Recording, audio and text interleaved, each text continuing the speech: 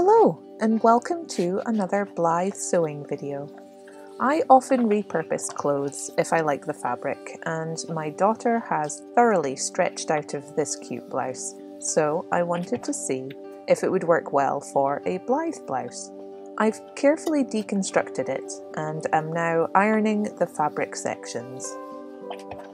I'm not planning to recreate the blouse as it was, but instead I'm adding more detail to a basic top pattern that I'd already made a long while back.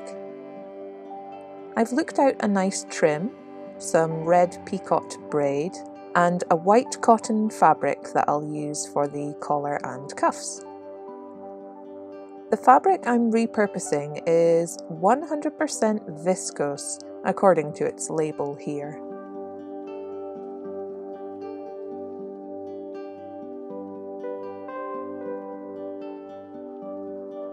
Here's my rough sketch of the blouse, and I've written down the order in which I plan to assemble it.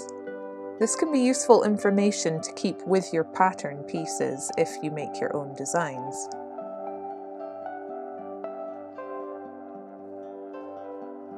And here are my pattern pieces. I've already made alterations when I was double checking my measurements against my Blythe. My templates all include a 5mm seam allowance.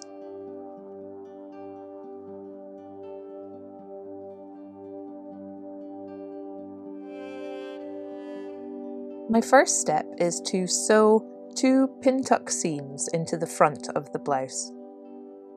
I lay the template on my fabric, estimate where the first seam will go, and mark the top and bottom. I fold a straight line and I pin where I previously marked.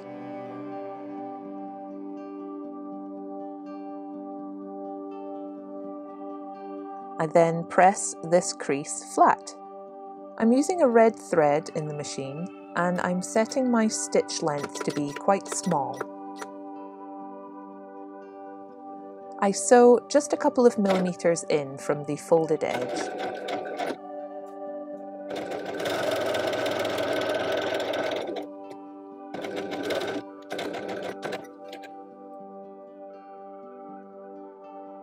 I press the seam flat to one side.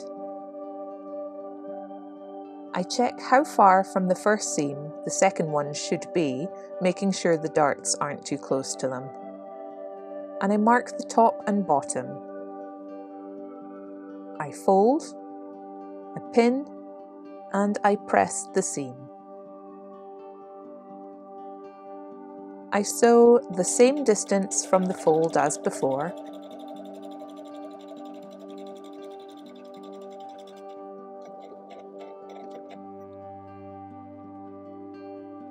and then press it in the opposite direction as the first one. So both these pin-tuck seams are facing away from each other. Now I can place my template over these decorative seams and draw round the outside.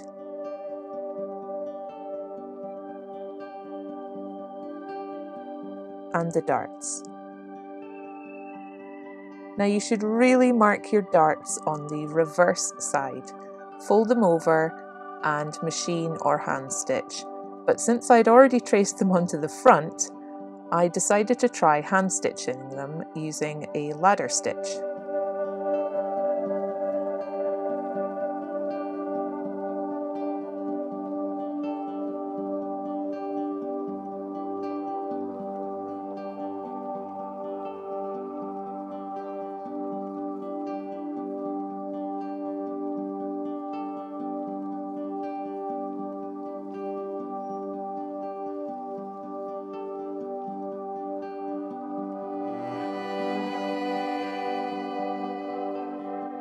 It worked out just as well, but the other way is probably much easier.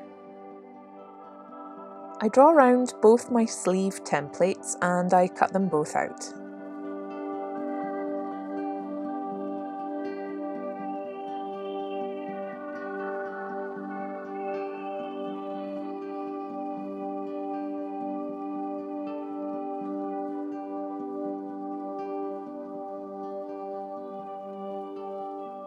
I get my white cotton and fold it over so the right sides are facing each other on the inside.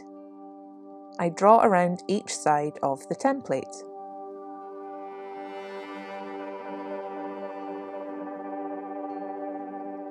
I cut them out. The collar already has a 5mm seam allowance. I sew round the outer curve, leaving the interior curve open for turning through.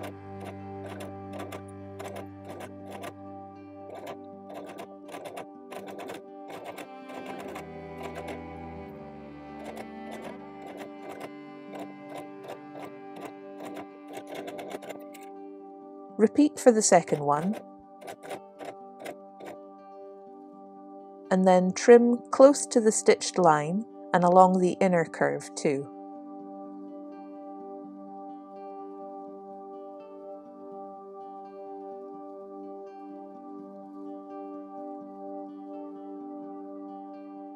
I use my handy hemostat to turn the collar pieces right side out. I then press them flat.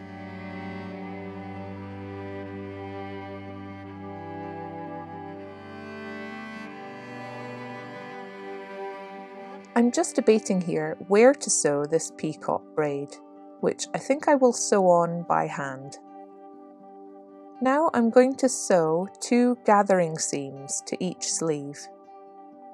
I set the stitch length to its longest now, and I reduce the tension on the machine to 2 or lower. This gives you a long, loose stitch that's easy to gather. You don't need to do any reverse stitches at the start or end of these seams.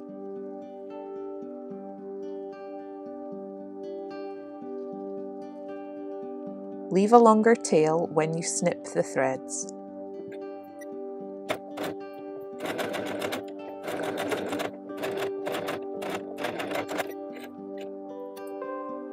Here you can see the seams. It's the bobbin thread that you'll want to pull on to gather up.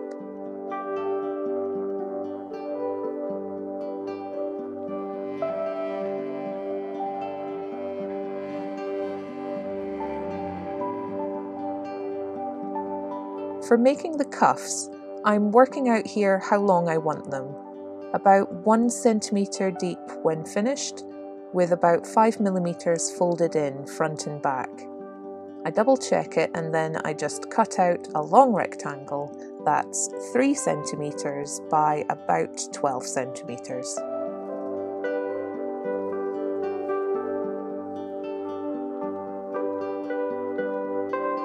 I press this in half lengthwise, and then I fold in one edge by about 5mm.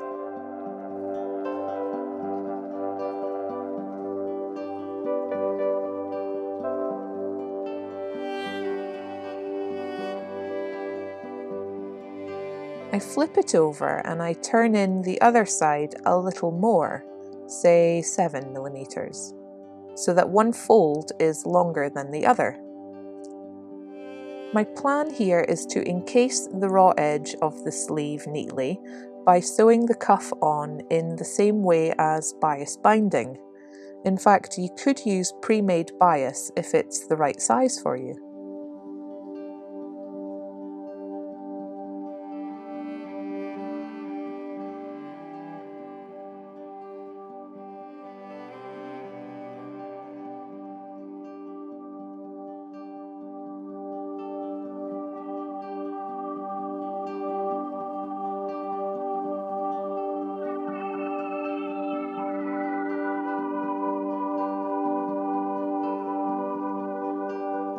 I gather my sleeve and pin it to the open, shorter side of the cuff. The raw edges are lined up. I try to distribute the gathers evenly.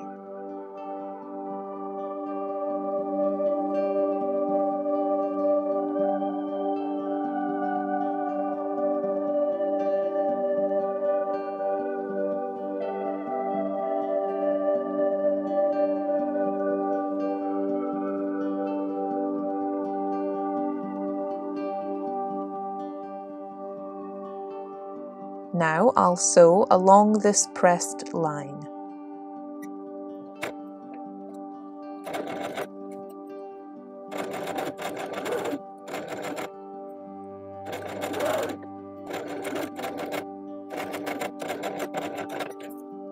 I trim off the excess and fold the cuff around to enclose that raw edge.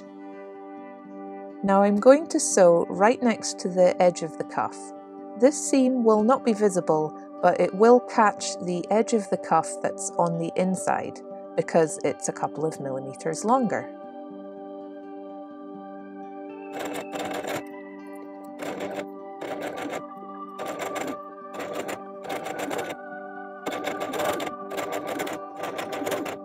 Here you can barely see that seam, and this is where I'll add my trim.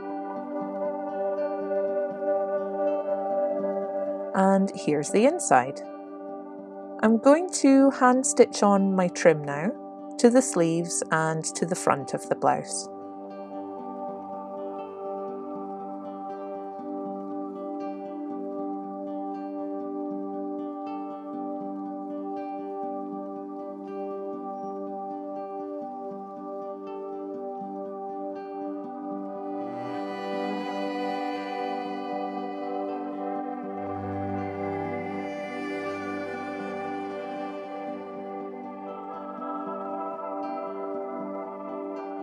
Now, I position my collar pieces and I baste stitch them into place.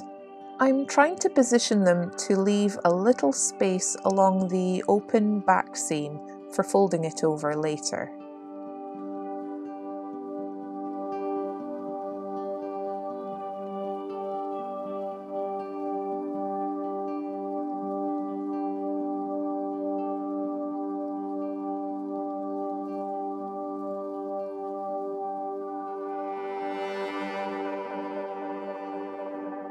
I'll be sewing around the collar now.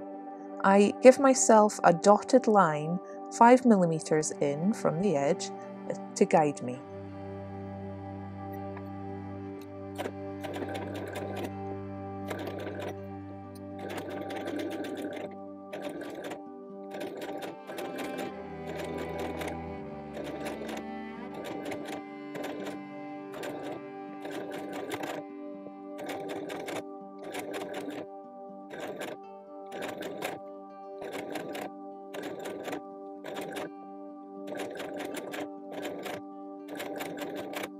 Here it is, and now I can remove my basting stitches and trim off the excess.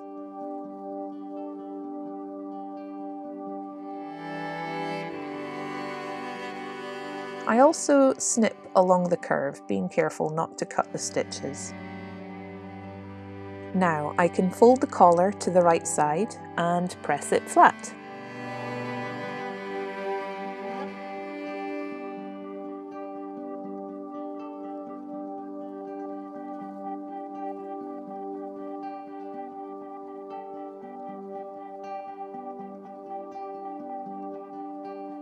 Next, I will gather the upper curve of my sleeves and sew them into place. I pin the sleeve into place first and hand sew along this gather line.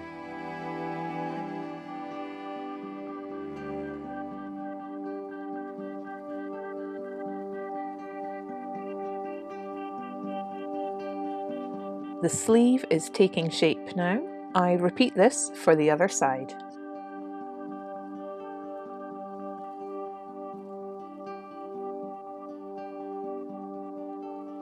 Here I flip the back over so the right sides are facing, and I pin along the seam from the cuff, round the armpit to the lower hem.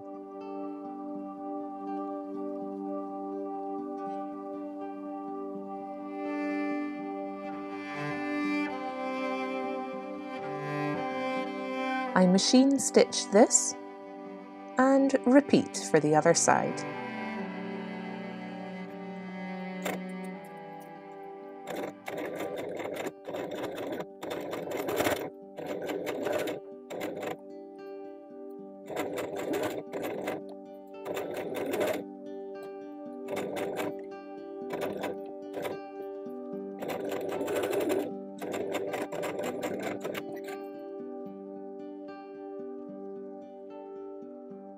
I trim off the excess and turn the sleeves the right way around.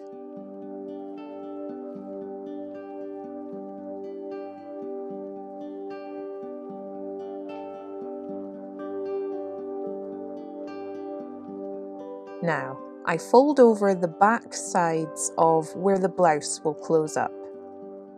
I pin and sew the top 2/3, leaving the bottom third open.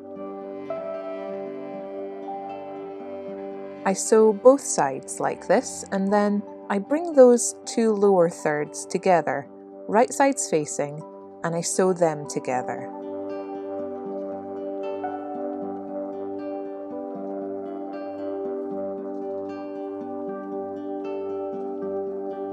I also added a couple of stitches to the underside of the collar, as I felt it was too bouncy. It sits nice and flat now. Now I'm going to hand stitch the lower hem, turning it in just a couple of millimeters and sewing it just with a running stitch.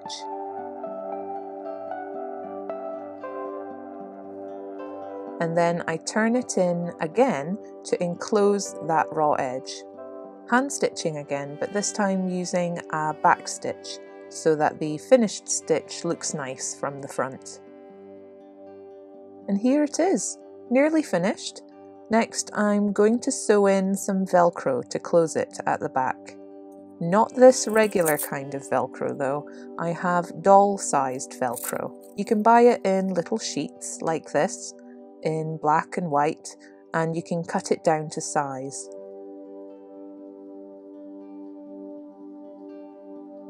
I cut a strip of hook and one of loop.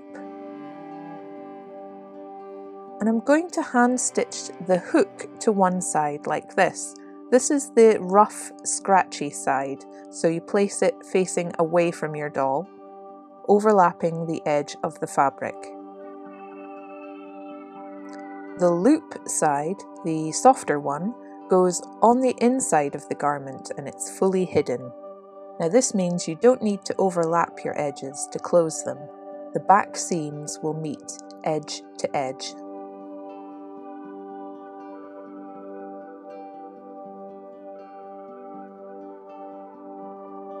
I decided to add a decorative rose bead to the front, although you could leave it plain or add a bow or a ruffle instead.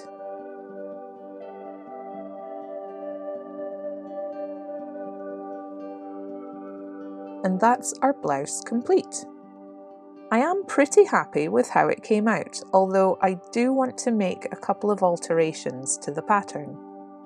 I think the collar could be shortened so it doesn't quite meet at the back, and my shaping of the waist and lower hem was a bit too curvy. I will slim it down and simplify the lower hem. I'm also tempted to try to add a lining to the blouse. What do you think?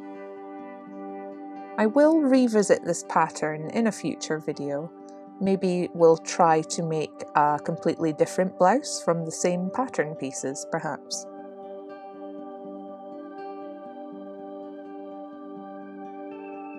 Here's the pattern as it is for now, on an A4 sheet of paper. I will make a nice PDF of it once it's been tweaked and retested. Thank you for watching. See you in the next video. Bye!